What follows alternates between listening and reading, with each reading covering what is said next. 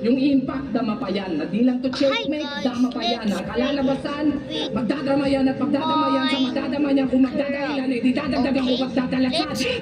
Ang ina. Sorry na bahaba na kung takot nito. Okay.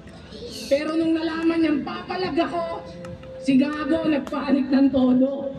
Sa sobrang kaba, napatawag yung loko. Kaya wag ko daw idama yung tungkol dun sa ano.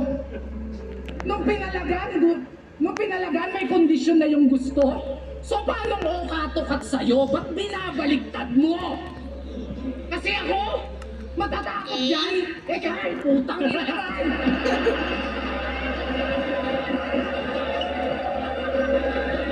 Okay. Sino ba hindi matatakot dyan? Mukha kang straight duty kawatan.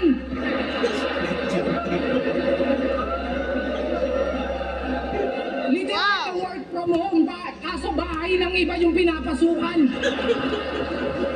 Pero tama na nga yan. Sa kabila ng mga biro ko at pagpapatawa, biglang naisip ko na, bakit pa? Kung ang pinakamasakit kong insultong pwedeng sabihin sa'yo, si Shernan ka. Ngayon tatanungin kita, kung mas ikatutuwa mo ba kung di ako magpapatawa? Again! Alam niyo yung giraffe mga bes? Yung mahaba yung leg, tapos matatangkad, yung nakikita sa safari forest.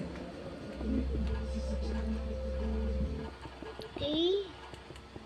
Patawa, biglang naisip ko na, bakit pa?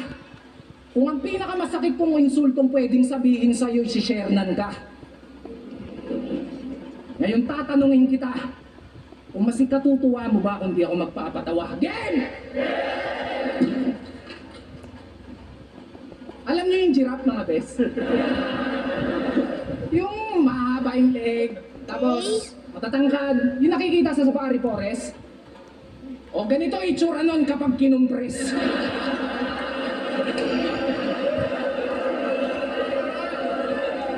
My goodness! Di ka ba na-alarma?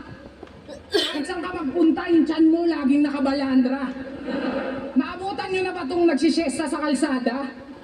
Utangin na parang kotseng kubang nakaparada.